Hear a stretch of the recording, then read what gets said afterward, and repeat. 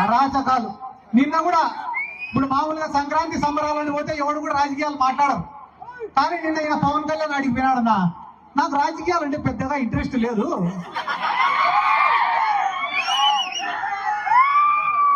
నేను ఫ్లాప్ సినిమాలు తీసినా కూడా నాకు డబ్బులు వస్తాయండి ఆవిడ. ఈడ 2 పాయింట్లు, ఆయన తీసేదే ఫ్లాప్ సినిమాలు. ఫ్లాప్ సినిమాలు తీసినా నాకు డబ్బులు వస్తాయి, నీకు డబ్బులు వస్తాయి, బానే ఉంది. మళ్ళా ప్రొడ్యూసర్ల పరిస్థితి ఏంది, డిస్ట్రిబ్యూటర్ల పరిస్థితి ఏంది, నీ కోసం గుడ్డలు దించుకుంటే నీ అభిమానుల పరిస్థితి ఏంది? అవన్నీ నాకు అనవసరము, నాకు మాత్రం లెక్క వస్తుందంట ఆవాడు. నిన్న ఎవడో చెప్పినాడంట, ఏందన్నా నెలకు 20 కోట్లకు 30 కోట్లకు కకృతి పడినావు నువ్వు, అదే నువ్వే ముఖ్యమంత్రి అయితే ఇంకా ఎక్కువ లెక్క వస్తుంది కదన్నా అని చెప్పినాడంట. ఒరే, మనం ముఖ్యమంత్రి అయినామంటే మళ్ళా దానిపైన ప్రత్యేకంగా శ్రద్ధ పెట్టాలరా. మనకు మెంటల్ గా ఫిజికల్ గా స్ట్రెస్. అదే చంద్రబాబు నాయుడు నమ్ముకున్నామనుకో, నెల నెల మన ఇంటికే పంపిస్తాడు కదా లెక్క. వీళ్ళందరి గురించి నేను ఎందుకు చెప్తానా అంటే, వీళ్ళు కూడా జగన్ సార్ గురించి మాట్లాడే మొగలేనారు. వీళ్ళు పొద్దున్న నుంచి రాత్రి వరకు మేకపోతే గాంభీర్యం ప్రదర్శించి రాత్రినే ఇంటికి పోతేనే అందరూ ఒకరొకరు ఫోన్ లో మాట్లాడుకుంటారు. ఓ పక్క చంద్రబాబు, ఓ పక్క పవన్ కళ్యాణ్, ఓ పక్క లోకేష్. ఒరే, మనం ఇన్ని కేసులు పెడతాం వైసీపీ వాళ్ళ పైన, రేపు ఖచ్చితంగా ఆయన మళ్ళా వస్తాడరా. మనం సింగపూర్ పోవాలా, మలేషియా పోవాలా, జపాన్ పోవాలా అని. మా సార్ అందుకే ముందు జాగ్రత్తగా ఏం చెప్పినాడు, 7 సముద్రాలు అవుతాయి,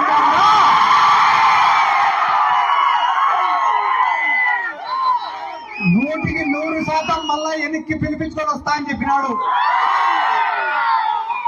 ఈ 18 నెలల్లో వైఎస్ఆర్ కాంగ్రెస్ పార్టీ సాధించిన విజయం ఏమిరా అంటే, 11 సీట్లు వచ్చిన తర్వాత చాలా మంది, ఒరే మనకు అవసరమారా ఈ రాజకీయాలు, ఎట్లా రా జగన్మోహన్ రెడ్డి అంటే తిరిగితే కేసులు పడతాయేమో అని చెప్పి చాలా మంది భయపడినారు. కానీ 18 నెలల తర్వాత ఈ రోజు గ్రామాలలో పరిస్థితి ఎట్టుందిరా అంటే, ఒరే మనం కూడా 2-3 నెలలు జైలుకు వేసే తప్ప జగన్మోహన్ రెడ్డి దృష్టిలో మనం పడేటట్టుందిరా. కాబట్టి దేనికైనా సిద్ధం కానీ జగన్మోహన్ రెడ్డిని మళ్ళా ఒకసారి. నేను ఇదే వేదిక మీద నుంచి మన నాయకుడు జగన్మోహన్ రెడ్డి గారికి కూడా ఒక రిక్వెస్ట్ చేస్తానా, సార్ మనమేం ప్రతిపక్షాలను తొక్కాల్సిన అవసరం లే, వాళ్ళపైన కేసులు పెట్టాల్సిన అవసరం లే, వాళ్ళని ఇబ్బంది పెట్టాల్సిన అవసరం కూడా లేదు సార్. మీరు ఏం ప్రణాళిక రూపొందించుకుంటారో రూపొందించుకోండి సార్. ఒక 10 సంవత్సరాలు మన గవర్నమెంట్ ఉండేలాగా చూడండి సార్. మీరు చేసే మంచి పనులు చేసుకుంటా 10 సంవత్సరాల అధికారంలో ఉండండి సార్. మీరు అనుకుంటే ఈ ప్రతిపక్షాలన్నీ కూడా ఫామ్ హౌస్ లకు పరిమితం అవుతాయని చెప్పి ఈ సందర్భంగా నేను తెలియజేసుకుంటూ, నేను మరొకసారి చెప్తానన్నా, చేసిన మంచి ఎప్పటికి కూడా ప్రజలు మర్చిపోరు. మనం చేసే కష్టాన్ని కూడా ప్రజలు ఎప్పుడు కూడా గుర్తు పెట్టుకుంటారు. ఈ రోజు జగన్మోహన్ రెడ్డి గారికి ఆయన చేసిన మంచి శ్రీరామ రక్షని కూడా ఈ సందర్భంగా నేను తెలియజేసుకుంటూ, ఈ రోజు సంక్రాంతికి పట్టణాల నుంచి అందరూ పల్లెలకు వస్తున్నారు. కానీ పల్లెలలో ఏ రైతు ముఖంలో కూడా సంతోషం లేదు. ఎందుకంటే ఏ పంటకు కూడా రేటు లేదు. ఒకనొక సందర్భంలో మా నందికొట్కూరు నియోజకవర్గంలో మొక్కజొన్న కొనుగోలు కేంద్రాలు పెట్టాడు జగన్ సార్.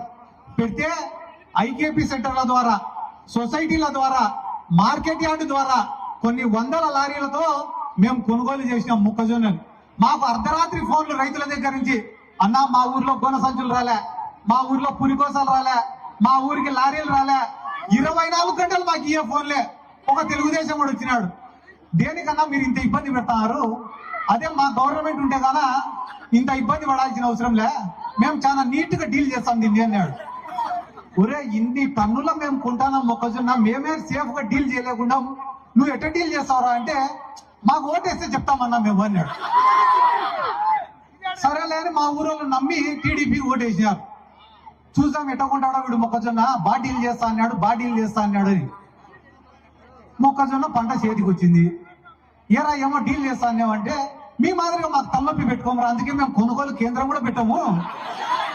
ఇంకా మమ్మల్ని అడిగేటోడు ఎవడు? ఇప్పుడు కొనుగోలు కేంద్రం పెడితే లారీ కావాలని అడగాల, పురికోసలు కావాలో అడగాల. కొనుగోలు కేంద్రంగా పెట్టకుంటే ఫోన్ చేయాల్సిన అవసరం కూడా లేదు. ఆ పక్క రాష్ట్రంలో ఉన్నారు తెలంగాణలో, వాళ్ళు కూడా కొనుగోలు కేంద్రం పెట్టారు, కానీ మన సారు పెట్టడం లే. ఏంది సార్ మా రైతుల పరిస్థితి అంటే ఒకే ఒక పరిష్కారం, మీకు బాధ వస్తే మందు దాగి పండుకోండి అంతే. అంతకుమించి మీరు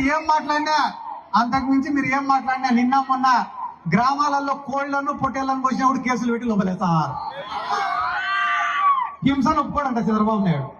ఆయన మాత్రం పుష్కరాలకు మేము 30 మందిని చంపచ్చు, ఇదే గుంటూరు జిల్లాలో ప్రకాశం జిల్లాలో బహిరంగ సభలు పెట్టి 100 మందిని చంపచ్చు, అవేం తప్పులేదు. కానీ పాపం గ్రామంలో ఎవరైనా కూడా ఆదివారం వచ్చి చికెన్ తిన్నామని చెప్పి కోడికి వస్తే కాబట్టి వీళ్ళ అహంకారాన్ని అన్ని కూడా ప్రజలు గమనిస్తున్నారు. ఎందుకంటే నేను పెద్దగా చెప్పను, ఒక చిన్న ఉదాహరణ చెప్తా. జగన్మోహన్ రెడ్డి అంటే వీళ్ళకి ఎంత భయం అనేది. జగన్మోహన్ రెడ్డి కట్టే మెడికల్ కాలేజీలను ప్రైవేట్ వాళ్ళకి ఇస్తామన్నాడు చంద్రబాబు నాయుడు. అన్ని ఇచ్చేస్తాం ప్రైవేట్ వాళ్ళకి అన్నారు.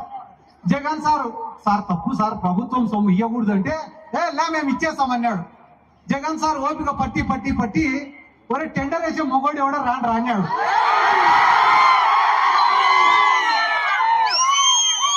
అసలు చంద్రబాబు నాయుడు మానం జాతీయ స్థాయిలో పోయింది.